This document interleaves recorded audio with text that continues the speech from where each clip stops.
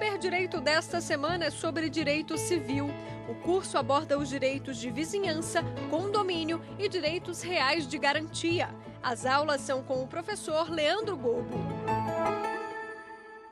Olá, senhoras e senhores, sejam muito bem-vindos a mais um Saber Direito.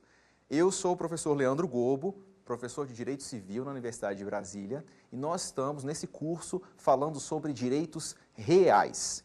A aula de hoje vai discutir o assunto condomínio. Para você que está com a gente desde a primeira aula, muito bom, parabéns, sejam bem-vindos à aula número 3, fiquem com a gente até o final, vai valer a pena. Nós estudamos, só para a gente relembrar, na primeira aula falamos sobre propriedade, na segunda aula falamos sobre direito de vizinhança e contamos se você pode ou não pode buscar seu cachorrinho que fugiu para o vizinho. Você quer saber? Assiste a aula 2. E hoje vamos falar, na nossa aula 3, sobre condomínio. Senhores, antes de mais nada, a gente precisa tirar da frente uma casquinha de banana que o legislador colocou com o vocábulo condomínio. O ponto e o problema é que, no direito civil, a palavra condomínio possui duas acepções diferentes, dois significados diferentes, com o mesmo conteúdo do vocábulo condomínio. Veja bem, para o direito civil, existe o condomínio na sua acepção ampla, na sua acepção genérica, muitos chamam condomínio tradicional, alguns doutrinadores chamam condomínio geral, e o condomínio edilício. Condomínio edilício. O condomínio que você conhece, quando a gente fala condomínio, normalmente o que você vai se lembrar é daquele condomínio de prédios, daquele conjunto de apartamentos que formam um prédio específico, ou então de um loteamento, onde uma série de casas estão separadas. E esse é o condomínio que a gente costuma se lembrar. Esse condomínio é o condomínio edilício.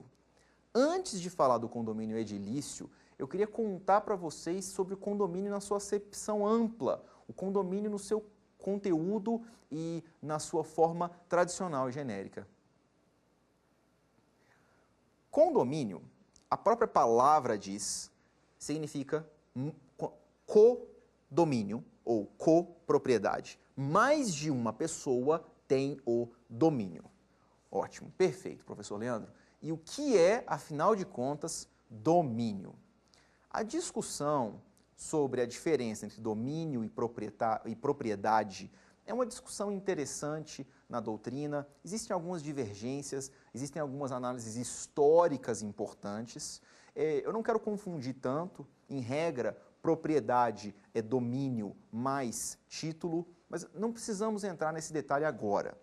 Você pode pensar, se você quiser, de forma quase 100% correta, que a propriedade e o domínio são sinônimos.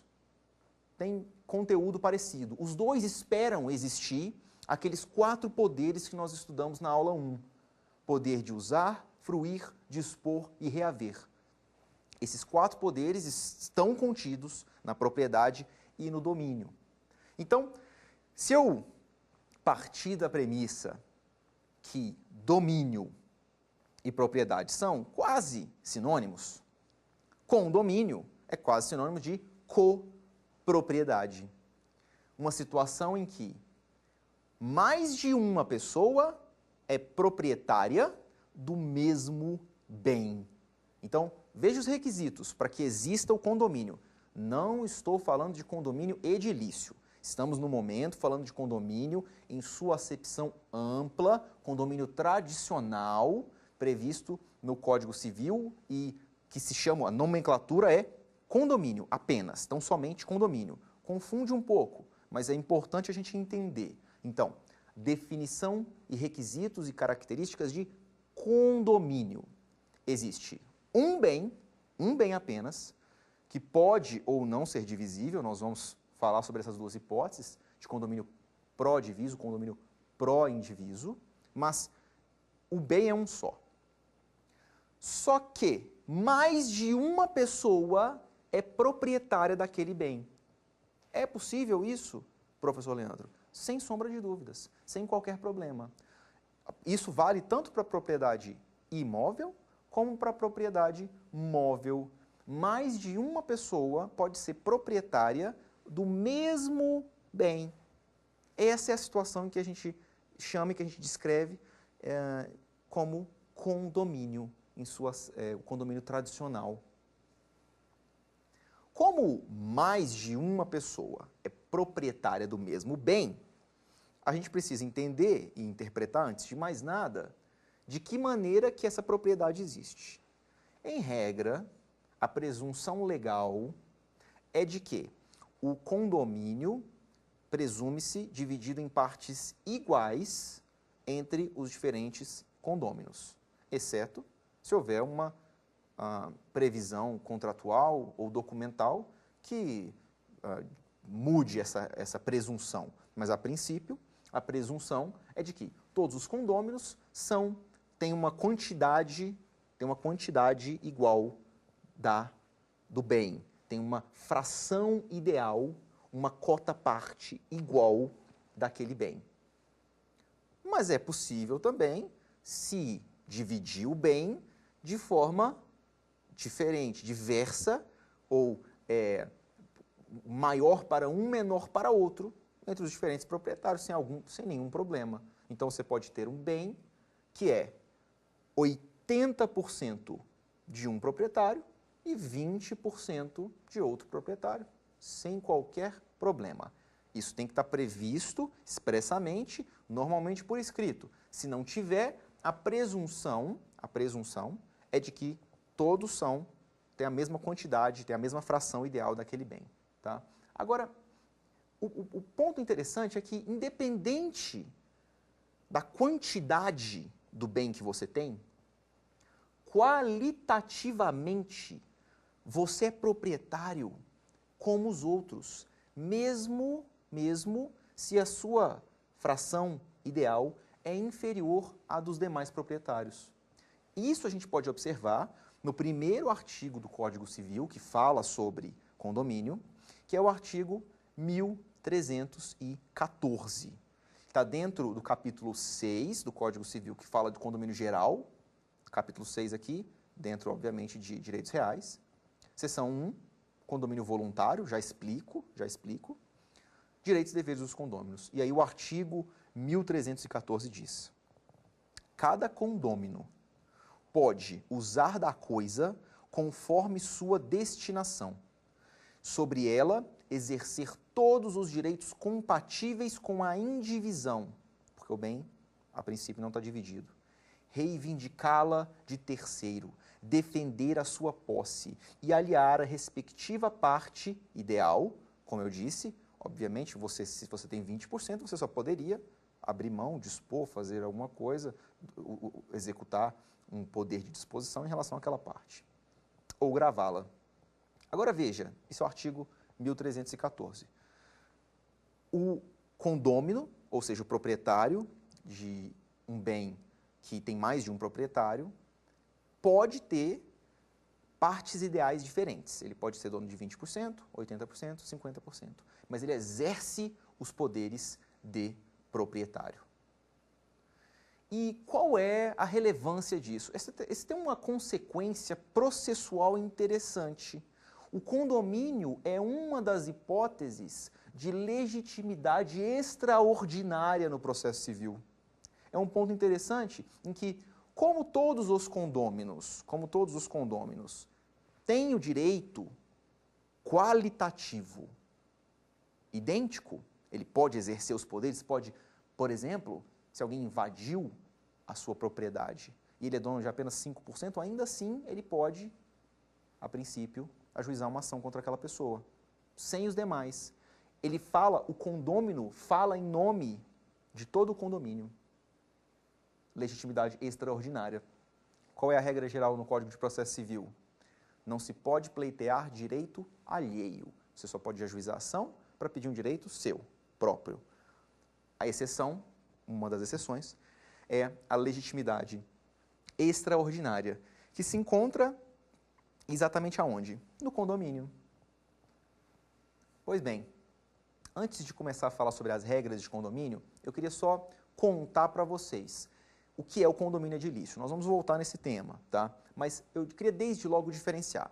Eu já disse que condomínio é uma situação em que a copropriedade, mais de um proprietário, apenas um bem. Cada proprietário tem uma fração ideal daquele bem, cada proprietário tem uma fração ideal daquele bem, e qualitativamente todos podem exercer os poderes inerentes à propriedade, exceto vender, você não pode vender a parte que não é sua. Pois bem, o condomínio edilício se diferencia do condomínio tradicional pelas suas características. Em primeiro lugar, ele é constituído por meio de registro no cartório de registro de imóveis. Daqui a pouco nós vamos falar sobre alguns dos requisitos. Mas o condomínio edilício ele é feito de partes comuns e unidades condominiais individualizadas. O que se espera e existe num condomínio edilício, agora falando de condomínio edilício, se espera que existam partes individuais. Pense num prédio residencial, uma hipótese bastante simples, um prédio residencial. Existem unidades condominiais individualizadas, o seu apartamento, o apartamento do seu vizinho. Cada proprietário tem direito de usar a sua parte individualizada como bem quiser. E tem também direito ao uso das partes comuns, elevadores, escadas, corredores, salão de festas. Essas partes são comuns de uso de todos os condôminos. Então, essa é a formatura, como se forma um condomínio edilício. Ele é constituído desses dois elementos, enquanto o condomínio tradicional, não. O condomínio tradicional, simplesmente mais de um proprietário, mesmo bem. E aí a gente já consegue imaginar que é possível ter um condomínio tradicional dentro de um condomínio edilício. Basta que uma das unidades autônomas seja de propriedade de mais de uma pessoa. Pronto. Temos agora um condomínio tradicional dentro do condomínio edilício. Mas vamos voltar para o condomínio na sua acepção ampla, condomínio tradicional, e depois a gente fala do condomínio edilício. Um ponto importante que tem que se identificar desde logo no condomínio diz respeito à sua classificação. E eu vou fazer duas classificações importantes. Uma do condomínio voluntário e o condomínio necessário. E a outra do condomínio pró-diviso, do condomínio pró-indiviso. Eu não vou fazer essa classificação porque eu gosto de classificar. Aliás, eu sou contra classificações inúteis. Mas essas classificações são úteis porque, a depender do tipo de condomínio, incidem regras diferentes e específicas. Então, nós temos que classificar. A primeira classificação é o condomínio necessário versus condomínio formado contratualmente, convencional. Qual é a diferença? No condomínio voluntário, convencional, o condomínio se formou por vontade das partes. Por exemplo, um contrato. As partes fizeram um contrato em que decidiram formar aquele condomínio. Mais de uma pessoa, estamos falando de condomínio na acepção geral, ampla. Pode ser eventual também, ele pode ser convencional e eventual, que é quando um terceiro forma o condomínio. Uma herança, o seu pai deixa de herança para os 2 filhos, o pai deixa para os 2 filhos um imóvel. Acabou de formar um condomínio. Esse é um condomínio que não é obrigatório por lei. Ele foi formado por vontade das partes. E nós vamos falar sobre as regras dele agora. É diferente de um condomínio necessário, que existe por imposição legal. Professor Leandro, me dá um exemplo de um condomínio necessário? Com certeza. Para você que acabou de assistir a aula 2, quando estávamos falando sobre direito de vizinhança, eu contei que a árvore limítrofe, ou o muro que divide 2 propriedades imóveis, é de propriedade de ambos os confinantes, ou seja, um condomínio. Só que esse condomínio, do muro e da árvore, ele é obrigatório por lei. A lei diz que o muro que divide 2 imóveis será de propriedade comum.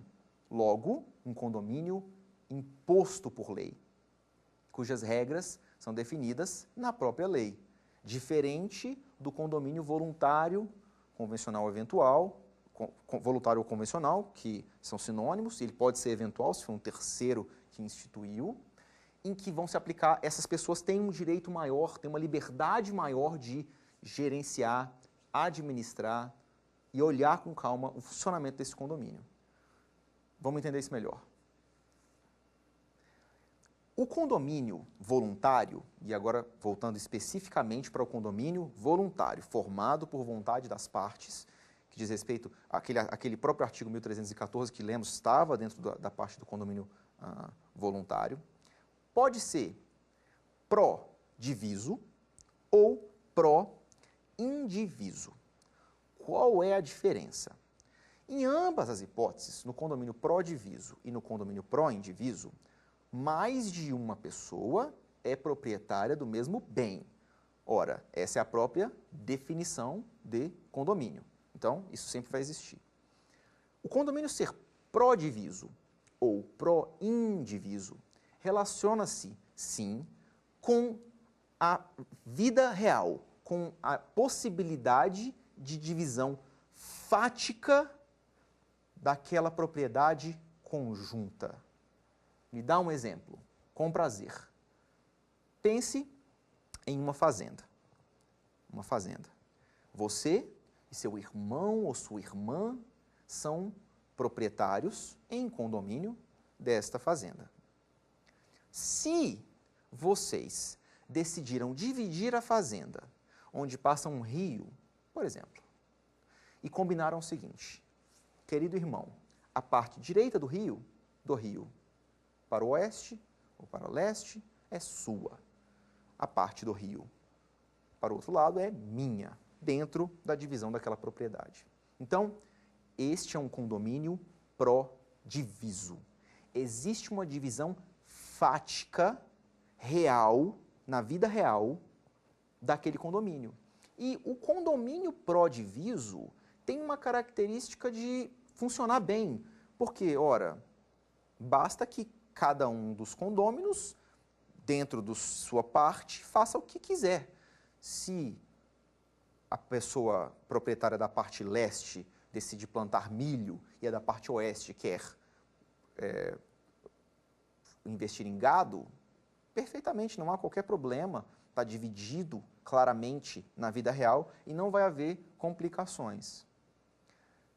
Agora vamos entender o pró-indiviso. No pró-indiviso, na vida real, o bem não é dividido, ou não, até por não ter sido dividido, ou por ser indivisível. Então, você e seu irmão ou a sua irmã, na mesma fazenda, por exemplo, são donos, cada um, digamos assim, de 50% da fazenda. Só que não tem uma divisão clara. E aí nós começamos a ter alguns problemas do tipo: eu sou dono de 50% e você de 50%. Eu quero plantar milho na fazenda, você não, você quer investir em gado. Pronto. Acabou de se criar um problema, eis que não é possível dividir, ou não foi dividida a fazenda, não é possível fazer as duas coisas de forma simultânea, e nós temos agora que encontrar maneiras de solucionar esse tipo de problema de administração do bem. Então, é sobre isso que a gente vai começar a falar agora. Senhores, se o bem é pró-indiviso, então nós precisaremos, muito provavelmente, de uma regra geral para tomar decisões quanto àquele bem. A primeira regra geral, que se aplica ao condomínio, e eu já vou adiantar uma coisa: todas as regras que se aplicam ao condomínio tradicional se aplicam ao condomínio edilício em princípio, a não ser que seja contraditório, mas se aplica. Então, essa regra que eu vou lhe contar agora também vai se aplicar ao condomínio edilício, que é o seguinte: as decisões com relação ao bem serão tomadas pela maioria absoluta dos proprietários. O que é a maioria absoluta? Mais de metade. Mais de metade. Metade mais um faz o voto. E eu vou lembrar aqui que, com relação à fração ideal, você pode dividir como quiser, isso vai estar escrito em algum lugar, vai estar escrito no documento do imóvel, por exemplo, e vai se dizer, você tem 60%, eu tenho 40%. O dono de 60% pode, então, definir como utilizar aquele bem. Mas essa definição, esse poder do majoritário, é um poder que encontra limitação legal. Encontra limitação legal específica no parágrafo único do artigo 1314. Vamos ler juntos. Já falei para você na aula 1 e na aula 2. Assista às aulas com código aberto, seu Vadmecum, um código civil aberto na sua abinha, se você estiver no computador. E vamos ler juntos que você vai aprender melhor. Leia comigo. Parágrafo único do artigo 1314. Nenhum dos condôminos pode alterar a destinação da coisa comum, nem dar posse, uso ou gozo dela a estranhos, sem o consenso dos outros. Então vejam bem, o majoritário tem direito de decidir os rumos daquela propriedade? Tem, mas ele encontra limitação. E a limitação legal é alterar a destinação e dar posse, uso ou gozo para outra pessoa. Ele não pode, se ele tinha uma fazenda que era uma fazenda que produzia milho, ele decide agora se tornar a fazenda, acabar com a plantação e virar um hotel. Ele não pode fazer isso sem o consenso dos demais. E aí você já começou a identificar um problema. E se não houver consenso, professor Leandro, o que a gente faz? Um quer mudar a destinação, o outro não aceita, não consegue se andar, não consegue se dar a melhor utilização econômica, cada um tem um objetivo, uma ideia, e isso é muito comum nos condomínios pró-indiviso. E esse é o motivo pelo qual a lei permite, em regra, a divisão do condomínio a qualquer momento. A regra geral é: os condôminos têm o direito de se organizarem entre eles e dividir o bem. Seguindo as regras de divisão são as regras de divisão de bens do direito sucessório e do direito de família. Então, você tem situações em que você vai ter que vender o bem e dividir o lucro, ou você consegue dividir o bem, se o bem for divisível, então dividir em fatias, cada um vai receber a sua parte. Essa é a expectativa. Aliás, essa é a expectativa legal com relação ao condomínio tradicional pró-indiviso. A lei diz o seguinte: se os condôminos, com relação ao condomínio tradicional pró-indiviso, quiserem criar um acordo de indivisão, ou seja, quiserem entre eles combinar, é proibido a divisão desse bem, seja porque havia um interesse familiar ou qualquer motivo. Esse acordo de indivisão durará, no máximo, 5 anos. 5 anos. Depois de 5 anos, o bem, a propriedade, volta a ser divisível. Só um comentário: se há um acordo de indivisão, ao final dos 5 anos, o bem não é dividido automaticamente. O bem só volta a ser divisível, volta a se poder dividir aquele bem. Agora, sabe o que é mais interessante? A lei diz também o seguinte: mesmo havendo acordo de indivisão, ainda que exista um acerto entre eles por escrito, que não se dividirá, se houver motivo grave com potencial prejuízo, ainda assim vai se poder dividir. E essas previsões legais de possibilidade de divisão refletem o quê? Refletem a falta de viabilidade, em regra, de um condomínio pró-indiviso, especialmente o pró-indiviso tradicional. Mais de uma pessoa, dono de uma coisa só. Não costuma ser facilmente solucionável. As pessoas têm diferentes interesses, diferentes vontades, e fica difícil que isso se perpetue no tempo de forma organizada e de forma tranquila. Haverá conflitos. Então, a lei, sistemicamente, de forma teleológica, faz o quê? Ela indica para você: o melhor é dividir. Tente dividir. Vamos dividir. É possível. Se você quiser, é possível dividir.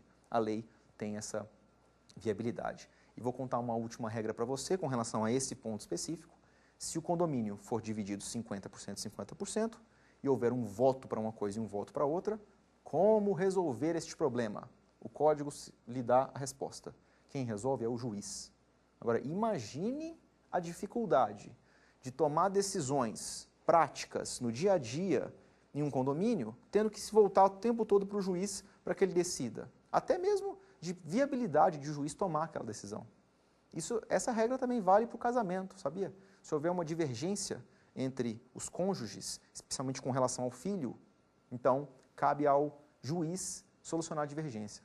Óbvio que na prática é muito difícil que isso aconteça. E o ideal mesmo é buscar uma solução consensual ou, no caso do condomínio, dividir. Pois bem, então o código quer ou se organiza de maneira a permitir a divisão daquele bem entre os diferentes proprietários. Como vai funcionar essa divisão? Existe uma regra muito importante que tem que ser conhecida por vocês, que é a regra de preferência entre os condôminos. Abra comigo o artigo 1322 do Código Civil e vamos ler esse artigo junto. O artigo 1322 diz: quando a coisa for indivisível e os consortes não quiserem adjudicá-la a um só, indenizando os outros, será vendido e repartido. Tudo bem. Agora vem a parte interessante. Preferindo-se na venda, em condições iguais de oferta, o condômino ao estranho. E entre os condôminos, estranho é quem não é condômino, obviamente. E entre os condôminos, aquele que tiver na coisa benfeitorias mais valiosas, e não as havendo o de quinhão maior. Então, veja como funciona esta regra de preferência do condomínio, na hipótese de venda. Em primeiro lugar, em condições iguais de oferta, o condômino tem preferência de compra em relação ao estranho. Vamos dar um exemplo para ilustrar o que eu estou querendo dizer. Imagine que uma fazenda é de propriedade de 3 pessoas, ou de 4 pessoas, para facilitar a nossa porcentagem. 4 pessoas, cada uma titular de 25% do imóvel. Se um dos 4 decide vender a sua parte na fazenda, os seus 25%, os outros 3 terão preferência nesta compra. Mas só se essa preferência só se aplica em condições iguais. Ou seja, se o condômino, um dos outros 3, faz uma oferta de R$ 1.000.000 e um estranho faz uma oferta de R$ 1.500.000 e os condôminos não estão dispostos a pagar R$ 1.500.000, então o estranho terá preferência. Agora, pelo mesmo preço, se ambos, o condômino e o estranho, estão oferecendo R$ 1.000.000, então terá preferência o condômino. E se mais de um condômino quiser comprar aquela parte da propriedade? O código nos dá a solução. Terá preferência aquele que tem a benfeitoria mais valiosa. Então, se dentre os 3, um tiver na fazenda uma casa construída e os demais não, essa benfeitoria mais valiosa dá a ele o direito de preferência sobre os demais condôminos. Por fim, se não houver benfeitorias, o último critério de preferência é o quinhão maior. É o quinhão maior. Então, aquele que tem uma parte maior da propriedade terá direito à preferência na compra em caso de venda de uma das partes pelos demais. Continuando no condomínio, se existe esse problema do condomínio pró-diviso e do condomínio pró-indiviso, se existe uma dificuldade de gerir este bem, de tomar decisões relacionadas à destinação final, à destinação econômica desse bem, então o que preferencialmente ou possivelmente os condôminos podem fazer? Eles podem indicar um administrador para o bem. O administrador não precisa ser um dos condôminos, pode ser um terceiro. Você já está pensando no síndico, né? No condomínio edilício, em regra, o administrador é o síndico. A gente já chega lá. Mas, por enquanto, estamos no condomínio em geral. No condomínio em geral, você pode indicar um administrador que será nomeado pela maioria absoluta dos votos, então quem tiver 50% mais um, e esse administrador tomará as decisões. Os condôminos podem indicar diretrizes específicas, a lei permite isso. Então, administrador, você deverá cuidar dessa fazenda e seu objetivo é, dentro da agricultura, conseguir o maior lucro possível, por exemplo. E aí o administrador vai tentar seguir aquelas regras. Na prática, às vezes, os condôminos não indicam um administrador. Às vezes, os condôminos não indicam um administrador. E aí, o que resta? O que a gente pode fazer? A lei prevê que, se um dos condôminos estiver agindo como se administrador fosse, ou seja, na prática ele está agindo como administrador, está administrando, tomando decisões, sem oposição dos demais condôminos, sem oposição. Então, ele será considerado um administrador tácito, por mandato tácito. Ele é como se tivesse sido nomeado pelo silêncio dos demais, tá? E aí eu vou falar para você agora uma coisa importante que cai na prova da OAB, cai em concurso, que é o seguinte: nessa hipótese, se o administrador do condomínio for uma pessoa que atua de forma com mandato tácito, ou seja, ela não foi nomeada para aquela atribuição, então essa atividade é gratuita. Muitas ações judiciais em que o administrador tenta receber um prolabore. E ele tem até direito ao prolabore, desde que ele seja nomeado para tanto. Nessa hipótese, não houve nomeação, mandato tácito, então a administração é gratuita. Não há que se pagar nadinha o administrador. E nós podemos, então, passar para o próximo tópico, que é condomínio edilício. Eu só queria lembrar que nós estávamos falando do condomínio voluntário ou eventual, aquele criado por interesse, vontade das próprias partes, né? Ou eventual, criado por vontade de um terceiro. E o condomínio necessário? Qual é a regra? Eu só queria apontar que ao condomínio necessário não se aplicam as regras que a gente acabou de descrever, de voto pela maioria, indicação de um administrador, possibilidade de divisão, previsibilidade legal de divisão. Não existe essa expectativa. No condomínio legal, necessário, as regras são as regras previstas em lei em relação àquele condomínio específico. Se é um muro divisório, o Código Civil traz as regras aplicáveis para os muros divisórios e essas regras terão que ser observadas. Por isso eu disse que a diferença entre condomínio necessário e condomínio voluntário é muito importante. Se o condomínio é necessário, as regras aplicáveis são as regras legais que prescrevem aquela necessidade. Se o condomínio é voluntário, é diferente. As regras legais são as regras que acabamos de falar com relação à possibilidade de divisão, com relação à nomeação de um administrador e assim por diante. Então, vamos nos voltar agora para o condomínio edilício. Então, a partir de agora, quando eu falar condomínio, eu estou me referindo ao condomínio edilício, aquele condomínio que você conhece, que formado normalmente em prédios ou em loteamentos, que consiste de partes individuais e partes comuns. Vamos falar agora do condomínio edilício de forma específica, certo? Primeira coisa, condomínio edilício, como eu já mencionei, é formado por partes ou unidades autônomas e partes comuns. Unidades autônomas e partes comuns. As unidades autônomas são as partes do condomínio. Aqui só tem acesso o proprietário daquela unidade autônoma, enquanto as partes comuns têm acesso todos os membros daquele condomínio edilício. Essa regra específica e essa diferenciação faz com que diferentes tipos de normas e regras se apliquem a essas duas e separadas entidades. Em relação às unidades individuais, é como se fosse propriedade tradicional.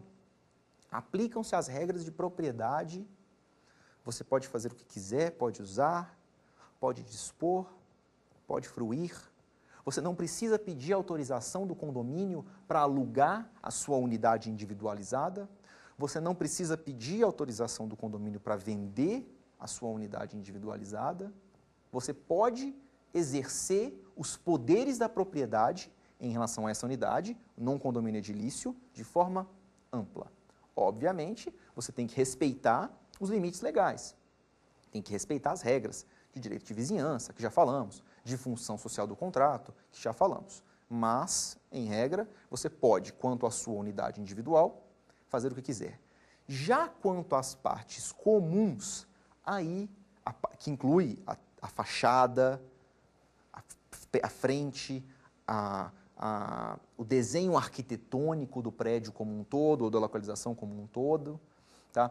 Essas partes comuns são regidas pela convenção do condomínio, pelo regimento interno do condomínio, que normalmente existe, tá? E pelas regras, obviamente, de direito de vizinhança, que nós já estudamos. Você tem que proteger segurança, saúde, sossego, também com relação às partes individualizadas.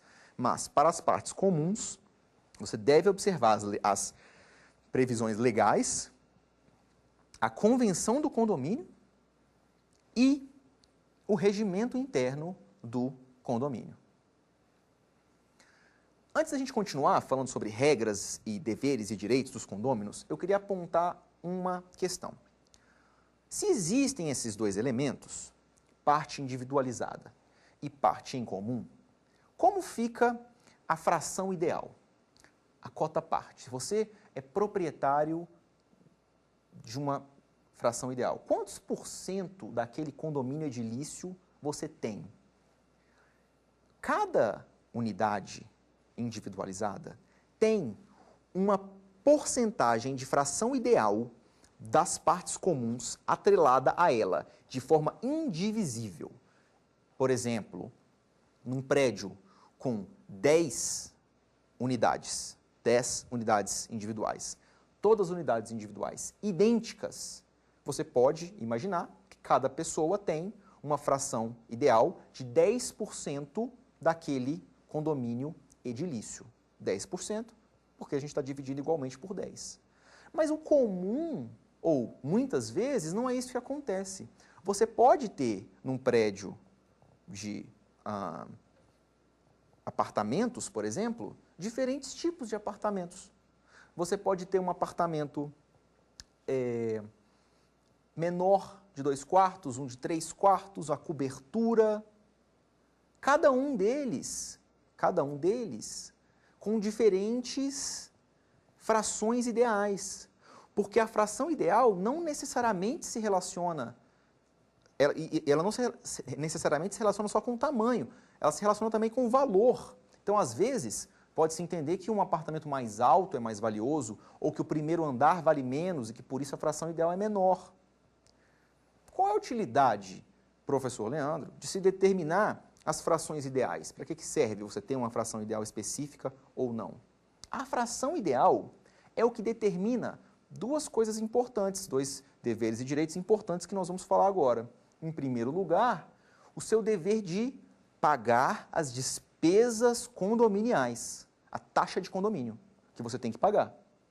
Você paga quanto? Bom, você paga os custos do condomínio, dividido igualmente por todos? Não, dividido conforme as frações ideais de cada um. Então, se você tem uma fração ideal maior, a sua taxa de condomínio pode ser maior do que a de uma outra pessoa que tem uma fração ideal menor. Isso pode acontecer. Além disso, isso vai afetar o seu voto na assembleia do condomínio. Quando vocês estiverem tomando decisões, que em regra vão ser decididas por um quórum de maioria absoluta, como nós já conversamos, o seu voto pode ter mais ou menos peso, a depender da fração ideal específica que você tenha. E ela não é necessariamente ligada à metragem, ela é ligada aos parâmetros decididos pela pessoa que formou o condomínio e leva em consideração a metragem e a avaliação econômica daquele bem, normalmente. Mas isso está escrito no instrumento de formação do condomínio e já prevê desde logo qual fração ideal cada um dos condôminos tem em relação àquele condomínio. Falando, aliás, em formação de condomínio, eu posso indicar desde logo que o condomínio edilício, nós estamos aqui, lembro, falando exclusivamente de condomínio edilício. O condomínio edilício ele é formado, em regra, pelo incorporador, normalmente. A pessoa que construiu aquele prédio forma o condomínio. Mas, às vezes, ele pode ser formado posteriormente. Um imóvel que já existe pode ser formado e criado um condomínio edilício para aquele imóvel que já existe. Para isso, você precisa registrar um documento constitutivo no cartório de registro de imóveis, respeitando as autorizações municipais aplicáveis, as leis de segurança, seguros de incêndio, que é um seguro obrigatório por lei também. Mas, respeitado tudo isso, você faz o pedido de constituição e protocola no cartório de registro de imóveis. Eu só queria apontar que um documento que é, desde logo, apresentado para a formação do condomínio é a minuta da convenção do condomínio. A minuta da convenção já é apresentada para a própria formação do condomínio e fica dependendo da aprovação de 2/3 dos condôminos, para que aquela minuta se torne efetivamente a convenção, de forma específica. Tá? Eu queria apontar algumas coisas relevantes de voto, despesas e deveres dos condôminos. Em primeiro lugar, eu queria deixar claro, desde logo, que essas regras que a gente está discutindo aqui, com relação ao condomínio edilício, se aplicam também a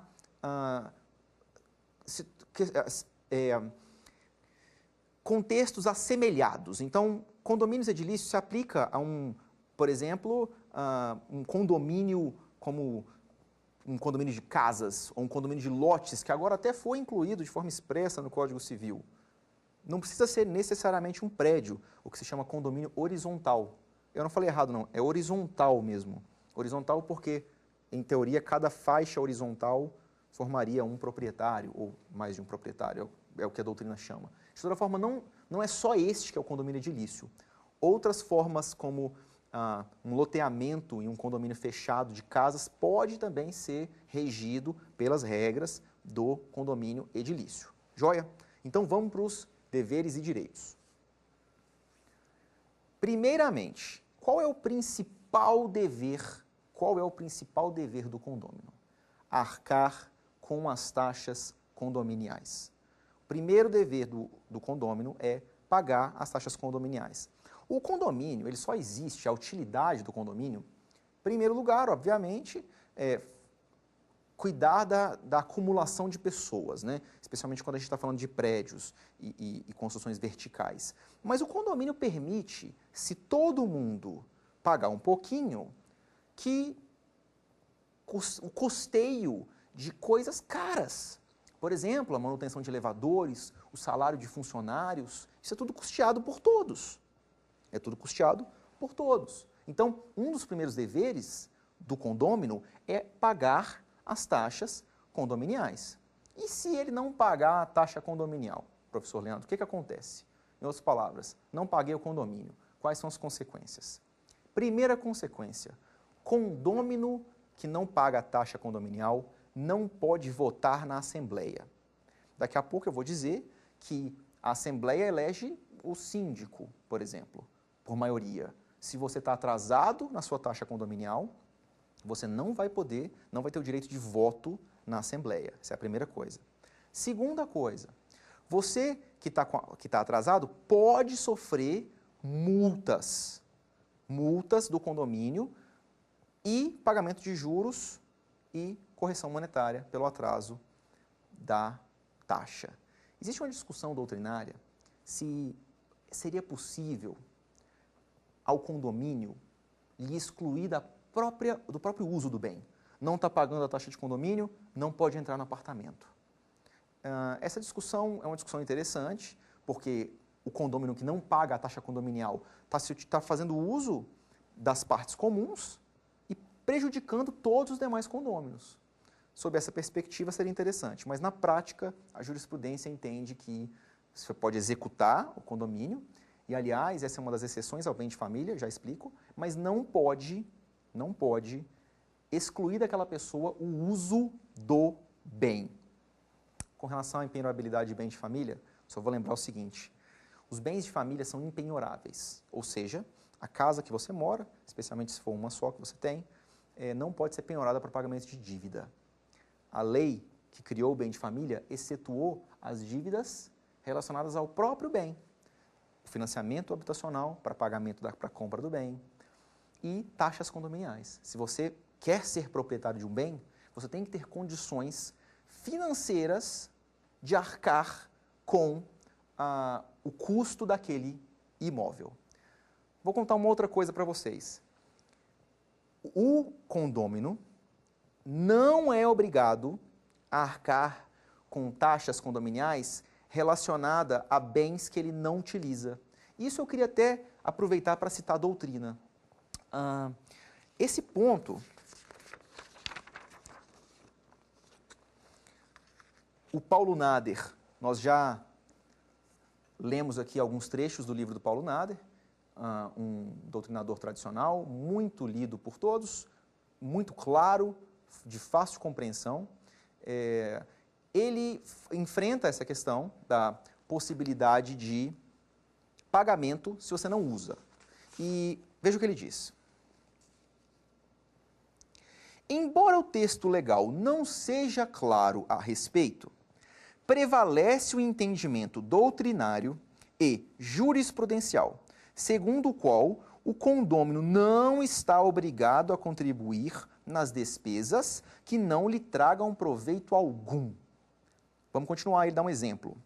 Um edifício de natureza mista, formado por lojas e apartamentos com entradas separadas, contrata uma equipe de vigilantes para a segurança da parte comercial. Os gastos correspondentes a tais funcionários, como folha de pagamento e encargos sociais, devem ser rateados apenas entre os titulares das lojas. Ou seja, muito embora isso não esteja expressamente previsto, você não pode cobrar de um condômino uma taxa por um serviço que não lhe aproveita de nenhuma maneira. E esse ponto é interessante para a gente também acabar com uma lenda urbana, que muitos ouvem dizer que num edifício, um prédio, uma construção vertical, em que a cobertura tem piscina, mas a piscina está dentro de uma unidade autônoma, você teria direito ao acesso à piscina daquela pessoa, mesmo sendo uma unidade autônoma, porque a lei garantiria esse acesso. Isso não é verdade. A gente pode ler aqui em conjunto. O artigo 5º, perdão, o parágrafo 5º do artigo 1331. 1331, o artigo que fala sobre condomínio edilício, em geral. E aí, o parágrafo 5º diz: o terraço da cobertura é parte comum, salvo disposição contrária da escritura de constituição do condomínio. Então, se a escritura de constituição do condomínio diz que o terraço era uma unidade autônoma, individual, então os demais não podem ter acesso àquele terraço. É uma lenda urbana de uma interpretação talvez incorreta do parágrafo 5º do artigo 1331. Continuando sobre alguns deveres e direitos. Então, tem o dever de pagar as taxas. Tem o dever também de seguir as regras da convenção e seguir as regras do regimento interno. Esse é um assunto muito interessante porque se discute de forma ampla qual é o limite da convenção do condomínio. O que pode a convenção do condomínio proibir e o que não pode proibir. Poderia, por exemplo, a convenção do condomínio proibir que uma pessoa que já foi condenada por crime compre um imóvel naquele lugar? É discutível, tanto doutrinário como jurisprudencialmente, esse tipo de assunto. Tá? Não há uma solução clara, mas eu queria falar e citar um trechinho da doutrina aqui, numa parte mais trivial que essa. E é uma pergunta muito comum. É extremamente comum que os condomínios edilícios, em suas convenções de condomínio, prevêem a proibição de animais. Neste condomínio é proibido animais. É uma proibição razoável, eu particularmente adoro gatinhos, então não gosto da proibição. Mas faz sentido, sob a perspectiva de que um animal pode fazer barulho, atrapalhar o sossego, sujar. Então, se os condôminos decidem, parece ser razoável. Mas será que pode mesmo? Eu queria mostrar para vocês um posicionamento. O Venosa, que nós já lemos aqui nas nossas primeiras aulas, é um autor tradicional que escreve sobre direito civil há muito tempo, tem um posicionamento muitíssimo interessante e que vale a pena a gente citar sobre esse assunto, da possibilidade de a convenção proibir animais. Veja o que ele diz. Outra questão que ora e vez é trazida à baila é a presença de animais nos edifícios. A questão deve ser objeto de disciplina na convenção ou regulamento. Então a gente imagina que se a convenção proibir, estaria proibido o animal. Mas é uma flexibilização. E ele complementa ao final. A jurisprudência propende para a permissão de animais de pequeno porte, que não incomodem a vizinhança. Tudo dependerá, pois, da prova de tais circunstâncias, não se podendo a priori afirmar a prevalência da convenção sobre as peculiaridades do caso concreto. Olha que interessante. O que o Venosa diz, então, e analisa, é que não é porque necessariamente a convenção proíbe animais que essa proibição vai ser mantida. Uma situação em que, por exemplo, um animal de pequeno porte, que não cria qualquer tipo de problema, é um animal talvez de companhia de uma criança, ou ainda um animal alguns animais servem de companhia para tratamento, para pessoas que têm alguns tipos de problemas ou doenças, os animais podem servir para tratamento também. Então, nesse tipo de cenário, pode haver uma flexibilização. Olha que interessante.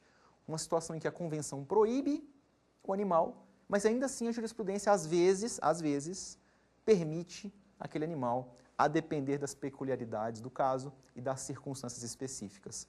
O que a gente vê é que, muito embora o Código Civil tenha previsto, mais ou menos, de forma de expectativa, de probabilidade ampla com relação à possibilidade de se definir regras, leis, proibições na convenção do condomínio, isso nem sempre vai ser amplamente possível, se essas regras forem regras que violarem a lei ou forem regras que não trouxerem uma utilidade razoável, uma utilidade racional para os condôminos. Então, nessas hipóteses, a jurisprudência, os juízes, a justiça podem entrar na discussão e flexibilizar regras e deveres previstos na própria convenção do condomínio.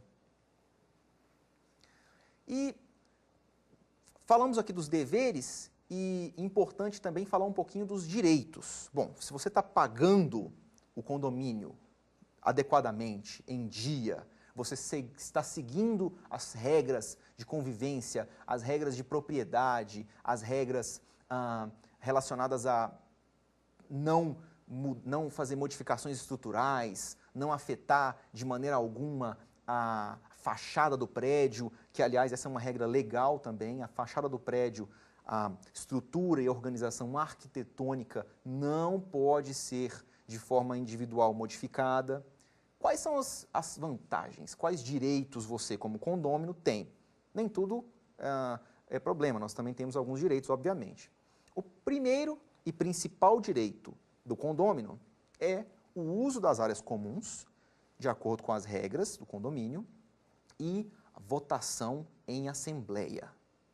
A votação em assembleia vai ser para vários assuntos. Você vai poder votar o valor das taxas, das despesas, a criação de uma taxa extra para que se possa fazer uma reforma. O seu voto, se você estiver em dia com as obrigações condominiais, vai contar para o quórum para que se decida se assuntos serão aprovados ou não aprovados. Obviamente, seu voto vai ter um peso específico e esse peso é exatamente o peso da fração ideal do apartamento em relação ao todo. Esse voto, um dos principais efeitos dele, uma das principais consequências do voto, é a nomeação do síndico. O síndico, que é o administrador do condomínio, quando nomeado, antes do síndico, o próprio administrador previsto no cartório de registro de imóveis que administra, mas o síndico, quando nomeado, é a pessoa que vai ser responsável por uma série de atribuições previstas no Código Civil. Não precisamos ler todas, mas podemos focar em algumas interessantes específicas. Cobrar as taxas, fazer valer as regras da convenção e do regimento e tomar algumas decisões urgentes e emergenciais. Nós vamos continuar agora com a aula 4 e a aula 5. Aula 4, falaremos de direito de uso, gozo e promitente comprador. Então, se você quer saber qual a melhor maneira ou como funciona a compra, a promessa de compra e venda de um imóvel, não perca a aula 4, a gente vai falar disso em seguida. Um grande abraço e até mais.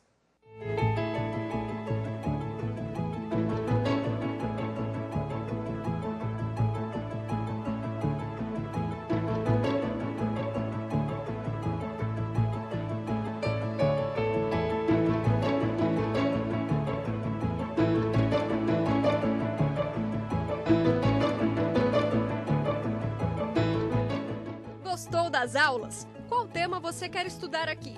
Mande sua sugestão para o nosso e-mail saberdireito@stf.jus.br ou para o WhatsApp da TV Justiça. O número é este aí que aparece na tela. Você pode ainda estudar pela internet. É só acessar tvjustiça.jus.br.